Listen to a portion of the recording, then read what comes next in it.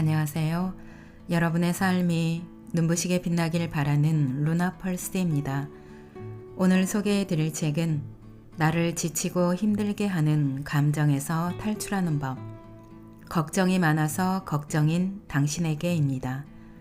지은이는 한창욱, 펴낸 곳은 정민미디어입니다.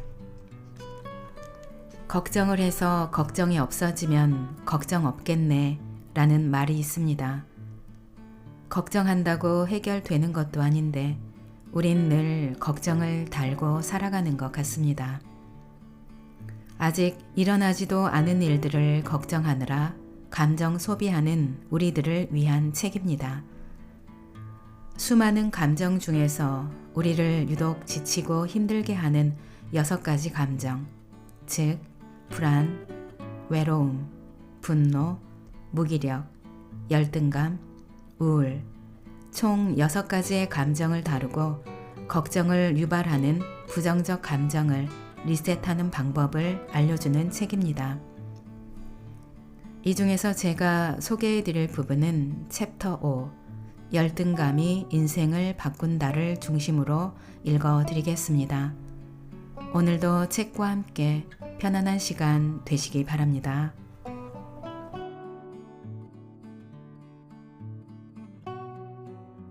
열등 콤플렉스에 대처하는 3가지 방법. 마쓰시타 고노스케의 3가지 성공 비결 중에서 첫째, 몹시 가난한 집안에서 태어나서 어릴 때부터 갖가지 힘든 일을 하며 세상살이에 필요한 경험을 쌓을 수 있었다. 둘째, 어려서부터 몸이 몹시 허약했기 때문에 꾸준한 운동을 통해서 건강을 유지할 수 있었다. 셋째, 초등학교도 제대로 못 다녔기 때문에 세상 모든 사람을 스승으로 여기고 끊임없이 배우고 질문하고 익혔다. 경영의 신이라 불리는 마쓰시타 고노시케는 열등감을 발판 삼아 도약한 대표적 케이스다.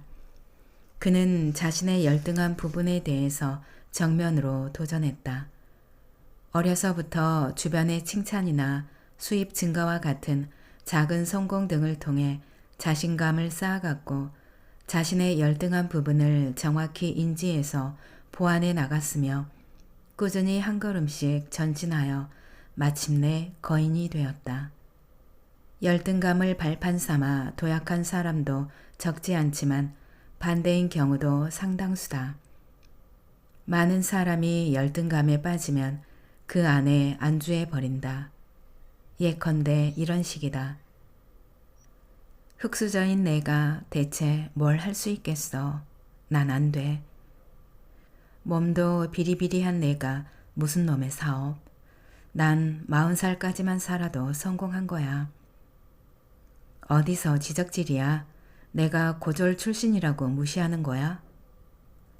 열등감에 빠졌을 때 그 안에 안주하게 되면 열등 콤플렉스가 된다.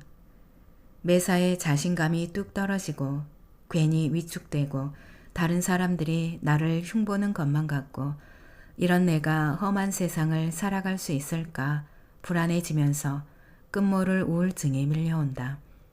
심지어 신세를 비관하여 자살을 선택하기도 한다. 열등 콤플렉스에 빠져 있으면 이번 생은 망한 것 같고 사방을 둘러봐도 도무지 벗어날 길이 보이지 않는다. 그러나 열등 콤플렉스는 마음이 불러일으킨 작용이다. 언제든지 마음만 바꾸면 손쉽게 벗어날 수 있다. 열등 콤플렉스에 빠지고 싶지 않다면 3가지를 명심하라. 하나, 인간은 불완전한 존재임을 기억한다. 세상에 완벽한 사람은 없다. 부족하니까 인간이고 부족함을 채우려고 노력하는 삶이 인생이다. 인간은 불완전한 존재이기에 좀 더 완벽한 나의 모습을 이상형으로 삼고 그러한 존재가 되기 위해서 노력한다. 그러다 보니 나 자신의 존재를 실제보다 과대평가하는 경향이 있다. 이상형에 가까워지려고 부단히 노력하다 보면 점점 열등감에서 벗어나 꿈 목표를 이루기도 한다.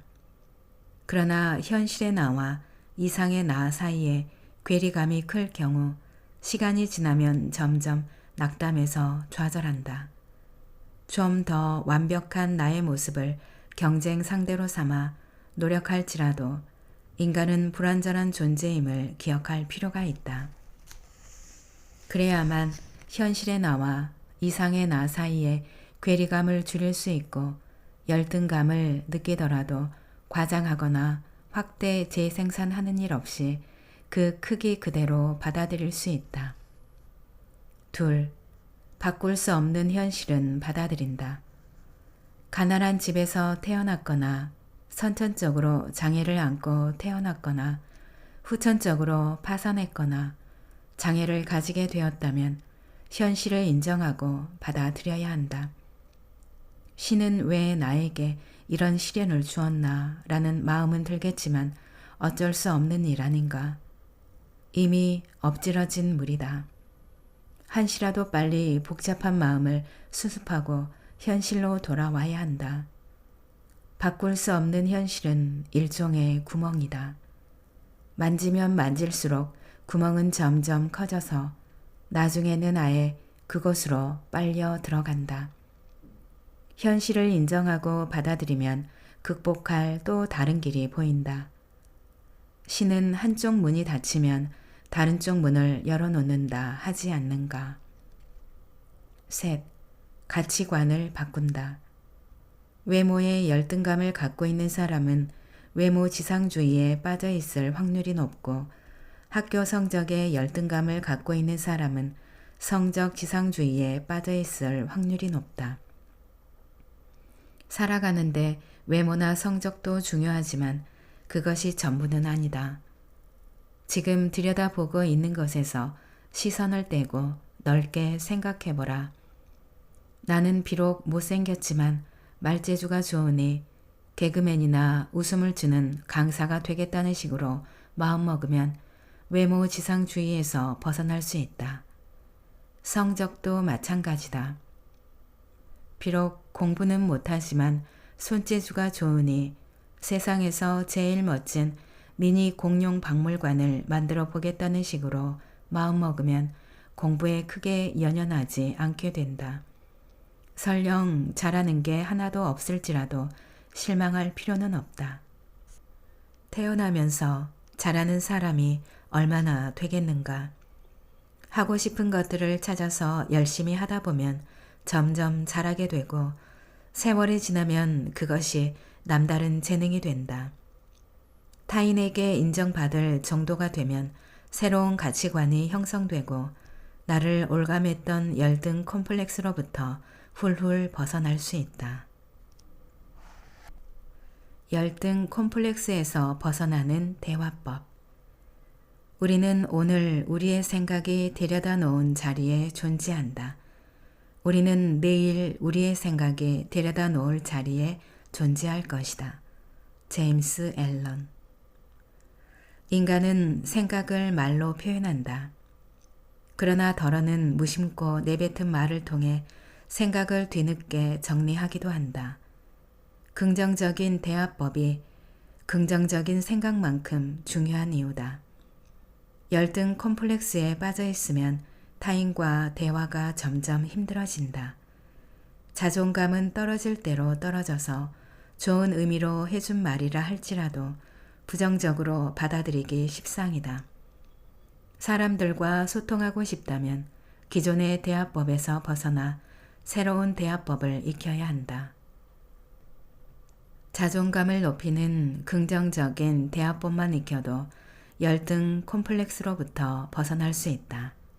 하나, 경청하고 호응하라. 타인의 마음을 얻는 가장 훌륭한 대화술은 경청이다. 이는 마음을 쉽게 전하는 가장 호소력 높은 대화술이기도 하다. 그래서 어떻게 됐어요? 저런 마음이 많이 아프셨겠네요. 지위가 높든 낮든 간에 자신의 이야기에 마음을 열고 진지하게 귀를 기울여주는 사람에게는 마음의 빚을 지게 된다. 둘, 확대 해석하거나 왜곡하지 마라. 열등 콤플렉스에 빠져 있으면 자신의 프레임으로 상대방의 말을 해석한다. 프레임 자체가 왜곡되어 있으므로 상대방의 말에 마음의 상처를 입게 된다.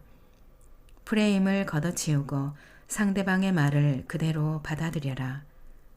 해석이 분분한 경우는 좋은 쪽으로 해석하라. 그래, 기분 나빠할 것 없어. 나 잘되라고 하신 말씀이야. 고마운 일이지. 상대방의 의도야 어떻든 좋은 쪽으로 해석하면 좋은 일이 된다. 셋, 과거에 연연해하지 마라. 불우했던 과거나 가난 혹은 실패에 연연해하지 마라. 그것들은 이미 완료된 사건이요, 소각된 사건이다. 과거와 현재에 대해서 말하지 말고 현재와 미래를 말하라. 지금은 퇴직하고 대학 동창들과 함께 벤처회사를 준비 중입니다. 5년 이내에 코스닥에 상장해서 500대 기업에 진입하는 게 목표입니다. 인간은 모두 미래를 향해 걸어간다. 과거에 집착해서 멈춰있는 사람보다는 미래를 향해 성큼성큼 걸어가는 사람을 좋아한다. 미래를 꿈꾸며 열심히 살아가다 보면 열등 콤플렉스에 젖어 있을 틈도 없다. 넷, 나 자신을 비하하지 마라. 나 같은 게 무슨 그런 일을 해. 내가 하는 게 그렇지 뭐. 미안해. 내가 무능력해서 다 망쳤어. 비록 나의 잘못일지라도 스스로를 비하하지 마라. 내가 나를 비하하면 상대방도 나를 비하한다. 비하와 사과는 다르다. 어떤 상황일지라도 항상 나 자신을 소중히 여겨라. 5. 타인과 비교하지 마라. 난 김대리에 비하면 형편없어. 진수는 승승장구하는데 내 인생은 도대체 왜 이럴까? 인생을 비교하지 마라.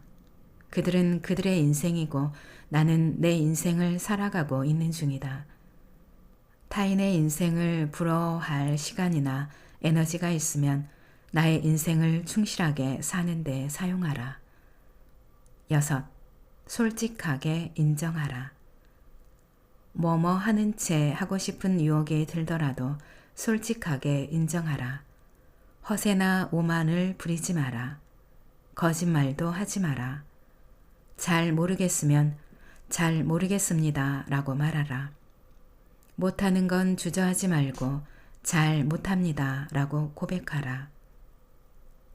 한 인간이 모든 걸 다 알 수도 없고 다 잘할 수도 없다. 솔직하게 인정해야 비로소 배우고 싶은 마음이 드는 법이다. 7. 긍정 신호를 먼저 보내라. 할 수 있을 것 같은 일이나 해보고 싶은 일이라면 먼저 긍정 신호를 보내라. 눈을 반짝이면서 관심을 보여라. 재미있겠네요. 갑자기 의욕이 샘솟네요. 일단 말하고 나면 은근히 자신감이 생긴다. 일이라는 것은 원래 관심을 보이고 자신감을 내비치는 사람한테 맡기게 마련이다. 그런 다음 이렇게 말하라. 제가 한번 해보겠습니다. 제게 맡겨주십시오. 실패를 미리 겁낼 필요는 없다. 일이란 하다 보면 성공할 수도 있고 실패할 수도 있다. 그래도 자신감을 가지면 성공 확률이 훨씬 높아진다. 8. 칭찬은 감사히 받아들여라. 열등 콤플렉스가 심한 사람은 상대방이 칭찬하면 얼굴까지 붉히며 어쩔 줄 몰라 한다. 그런 말씀 하세요. 저까짓 게 뭐 잘한 게 있다고. 대놓고 부정해버리면 분위기도 이상해지고 칭찬한 사람이 오히려 머쓱해진다. 칭찬은 대인관계에서 선물 같은 것이다. 좋은 말씀을 해주셔서 감사합니다. 일단 감사하게 받고 다음에 기회가 될 때 되돌려주면 된다. 삶이 계속되는 한 꿈을 꿔야 한다. 우리는 저마다 크고 작은 목표를 세우고 살아간다. 청소년기에는 주로 정치가, 판검사, 의사, 교수, 조종사 혹은 성공한 사업가처럼 직업과 관련된 꿈을 꾼다. 대학을 졸업하고 나면 유럽 배낭여행, 히말라야 등반, 홀인원, 하와이에서 열리는 철인 3종 경기 등과 같은 개인적 욕구를 충족시키고 싶은 일과 관련된 꿈을 꾼다. 중년이 되면 내 집 마련, 자식들 출가 등 좀 더 현실적인 꿈을 꾼다. 어떤 사람은 평생 꿈만 꾸다 인생을 마감한다. 반면 어떤 사람은 버킷리스트를 작성해서 품에 놓고 다니며 수많은 꿈을 하나씩 이뤄간다. 산이 높으면 계곡이 깊듯이 힘들게 이룬 꿈은 성취감도 크지만 허탈감도 크다. 처음에는 그동안 바쁘게 살았으니 좀 쉬어야지 라고 가볍게 받아들이지만 상당한 시간이 흘러도 무기력 속에서 벗어나질 못한다. 열정이 눈 녹듯이 사라져버리면 사람이 한순간에 늙는다. 사무엘 울만은 78세 때 쓴 청춘이라는 시에서 이렇게 노래한다. 때론 20살 젊은이에게보다 60살 노인에게 청춘이 있네. 나이를 먹는다고 사람이 늙지는 않아. 이상을 잃을 때 비로소 늙어가지. 세월은 피부의 주름을 늘리지만 열정으로 가득 찬 마음만은 시들게 하지 못한다네. 의학의 발달로 수명이 늘어난 탓일까? 주변을 둘러보면 60대 같은 20살 청년도 있는 반면 20대 같은 60 노인도 있다. 젊고 활기차게 살아가는 사람의 특징은 뜨거운 열정을 안고서 꿈을 향해 달려간다는 점이다. 뇌를 효율적으로 사용하는 방법 중 하나는 목표를 계속 설정하는 것이다. 뇌는 게으른 속성을 지니고 있다. 워낙 많은 정보를 처리하다 보니 자발적으로 척척 알아서 움직이려 하지 않는다. 매해 결심해도 작심삼일에서 벗어나지 못하는 이유도 나이를 먹으면 성향이 보수적으로 변하는 것도 뇌의 게으름과 깊은 연관이 있다. 뇌는 관련 세포가 이미 많이 생성되어 있어서 꼭 해야 하는 것, 호기심을 유발하는 것, 재미있는 것, 자극적인 것이 아니면 우선순위로 처리하지 않는다. 또한 한 가지 일을 힘들게 처리했으면 그에 대한 보상으로 무한정 쉬려고 하는 경향이 있다. 따라서 하나의 목표를 달성했다면 곧바로 다음 목표를 설정해야만 무기력해지는 것을 방지할 수 있다. 월든의 저자 헨리 데이비드 소로는 꿈들은 우리가 누구인지를 보여주는 기준이다 라고 했다. 살아있는 한 우리는 계속 꿈을 꾸어야 한다. 꿈꾸기를 포기하는 순간 우리는 더 이상 아무것도 아닌 존재로 전락한다. 나에 대한 평가를 타인에게 맡기지 마라.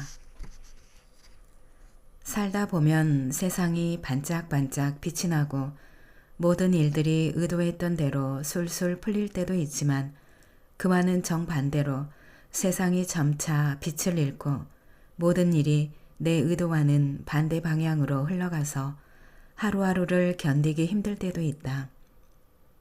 슬럼프는 경제 용어로 급작스런 호황을 의미하는 붐의 반대말이다. 물가 폭락이나 사업이나 활동 부진 등을 뜻하며 확실한 원인이 파악되지 않은 채 일시적으로 활동에 부진한 상태를 일컫는다. 야구 선수들은 훈련 성과가 올라오고 자신감이 충만한 붐일 때는 야구공이 수박만해 보이지만 슬럼프에 빠지면 탁구공만해 보인다고 한다. 슬럼프는 운동선수나 학생에게만 찾아오는 것은 아니다. 연차가 제법 쌓인 직장인도 슬럼프에 빠지곤 한다. 열심히 일해도 제대로 평가를 받지 못하거나 적절한 보상을 받지 못할 때 실망감과 함께 슬럼프가 찾아온다. 직장인 슬럼프는 의욕 상실에 따른 무기력을 동반한다. 슬럼프는 대개 불안에서 기인한다. 우리는 살아가는 동안 내부에 알게 모르게 다양한 감정이 축적된다. 목표를 향해 열심히 달리다 보면 정신적, 심리적, 육체적 밸런스가 균형을 이루게 되는데 이 시기에 최고 능력을 발휘한다. 그러다 밸런스가 깨지면 불안해지고 의식적인 불안감과 무의식적인 불안감의 축적으로 말미암아 자신감이 점점 떨어져 제대로 실력 발휘를 못하는 상태에 이른다. 원래 상태로 돌아가기 위해서는 정신적, 심리적, 육체적 밸런스를 다시 맞춰야 한다. 정신력을 재정비하고 평상심을 되찾아 심리적 안정을 찾고 육체의 컨디션 회복을 통해 최상의 상태로 돌아가야 하는 것이다. 정신적인 밸런스를 회복하려면 나 자신에 대한 평가를 타인에게 맡기지 말아야 한다.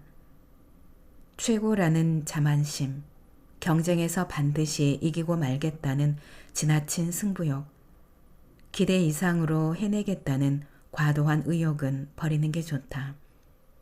나의 능력을 믿고 내가 할 수 있는 최선을 다하겠다는 마음가짐이 중요하다. 심리적인 밸런스를 회복하려면 결과보다는 과정을 평가해야 한다. 결과에 상관없이 과정을 중시하고 과정에 충실했다면 결과가 다소 나쁘더라도 연연해하지 마라. 과정에 충실하다 보면 심리적 안정감을 찾을 수 있고 때가 되면 반드시 좋은 결과를 얻을 수 있다.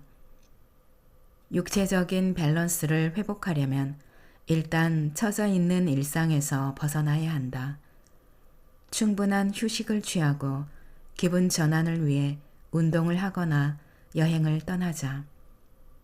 며칠간 일상에서 탈피했다가 다시 시작한다는 마음가짐으로 서서히 일상으로 복귀하라. 정신적 밸런스와 심리적 밸런스가 제자리를 찾으면 육체적 밸런스를 맞추는 것은 그리 어렵지 않다. 2번 다시 슬럼프에 빠지고 싶지 않다면 정신적, 심리적, 육체적 밸런스를 다시 맞추었을 때의 삶을 유지할 필요가 있다. 그것이 바로 리듬 있는 삶이다. 눈에는 보이지 않지만 하루 24시간이 나름의 리듬감을 타고 흘러간다. 그 리듬을 잃어버리면 또다시 슬럼프에 빠질 수 있다.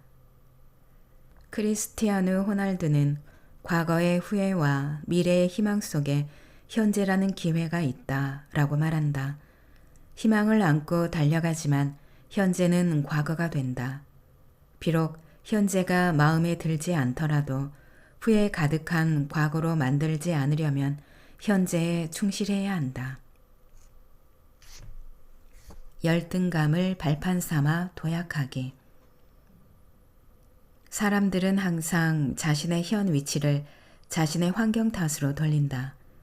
나는 환경이라는 것을 믿지 않는다. 이 세상에서 성공한 사람들은 스스로 일어서서 자신이 원하는 환경을 찾은 사람들이다. 만약 그런 환경을 찾을 수 없다면 그런 환경을 만든다. 조지 버나드 쇼. 경쟁 상대가 있어야 실력이 늘듯 노력이나 분발을 하려고 해도 동기가 있어야 하는 법이다. 그런 의미에서 본다면 열등감을 갖고 있다는 것은 도약할 좋은 기회다. 그렇다면 어떻게 사용해야 할까? 열등감을 도약의 발판으로 사용하기 위해서는 몇 가지 기술을 습득해야 한다. 처음에는 낯설고 어색하겠지만 일단 기술을 습득하고 나면 뇌의 관련 세포들이 생성된다. 첫째, 정면 돌파할 것인지 우회할 것인지를 결정하라. 열등감을 극복하는 데는 두 가지 방법이 있다.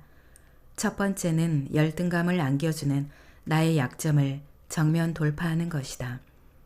두 번째는 약점은 놓아두고 장점을 집중 공략하여 다른 분야에서 빛을 범으로써 열등감을 극복하는 것이다. 전자는 시간도 많이 걸리고 지독한 노력이 요구된다.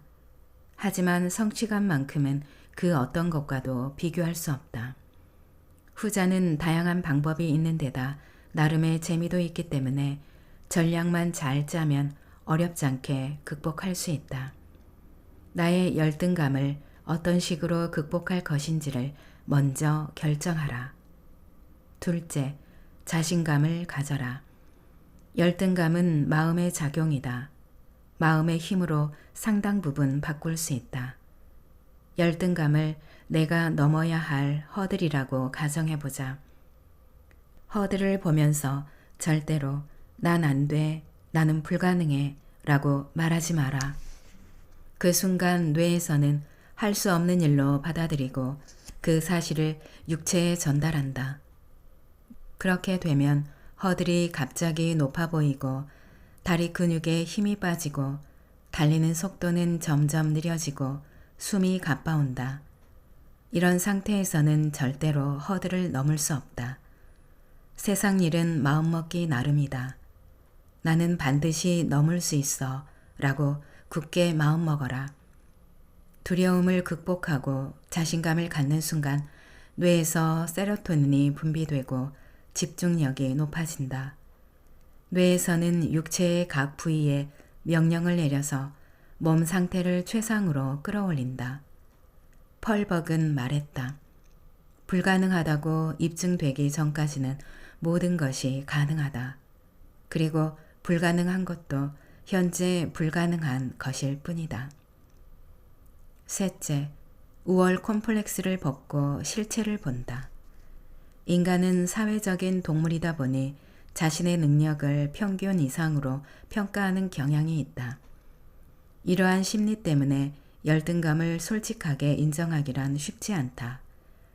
오히려 허세를 부려서라도 약점을 감추려고 하는데 그 편이 열등감을 인정하는 쪽보다 사람들의 관심을 받기 때문이다. 열등 콤플렉스가 우월 콤플렉스로 변형되기 쉬운 이유도 이 때문이다. 그러나 열등감을 극복해서 도약하고 싶다면 거품 같은 우월 콤플렉스를 벗고 나의 실체를 보아야 한다. 그것들은 멋있고 아름다워 보이겠지만 진정한 나의 모습이 아니다. 자신감을 갖는 것과 잘하는 척을 하는 것은 다르다. 잘하는 척 하게 되면 진정한 내 실력을 측정할 수 없고 그렇게 되면 시작점을 찾을 수 없다. 솔직하게 나의 약점이나 현재 수준을 인정하라.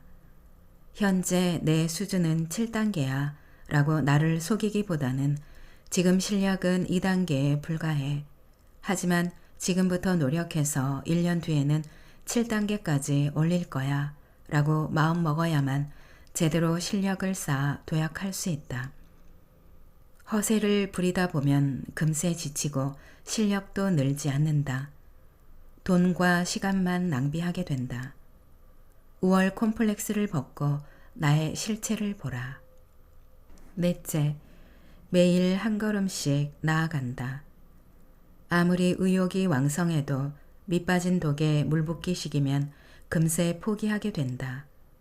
노력이 빛을 발하기 위해서는 어떤 식으로든 성과가 있어야 한다. 그래서 단기 목표는 크게 잡지 않는 게 좋다. 목표가 클 경우에는 장기, 중기, 단기로 세분화해서 단기 목표부터 하나씩 이루어 나가야 한다. 가능하다면 열등감을 극복하고 도약해 나아가는 과정을 한눈에 볼 수 있는 도표를 만들어라. 진행 과정을 수치로 환산할 수 있다면 더욱 좋다. 막연하게 꿈꿔왔던 일들을 하나씩 이루어 나아가다 보면 용기도 생기고 현실감도 든다. 그렇기 때문에 목표를 달성할 확률 또한 높아진다. 열등감은 도약을 위한 훌륭한 발판이다. 문제는 나의 마음이다. 내가 어떤 마음으로 열등감을 바라보느냐에 따라 많은 것이 달라진다. 프랑스의 심리치료사인 에밀 쿠에는 이렇게 말했다. 인간이 할 수 있는 일이라면 무엇이나 할 수 있다는 마음만 갖는다면 설사 어떤 고난에 처한다 해도 언젠가는 반드시 목표를 달성할 수 있다. 이것과 반대로 아주 단순한 일일지라도 자기에게는 무리라고 생각한다면 기껏 두더지가 쌓아 올린 흙더미에 지나지 않는 일도 태산처럼 보인다.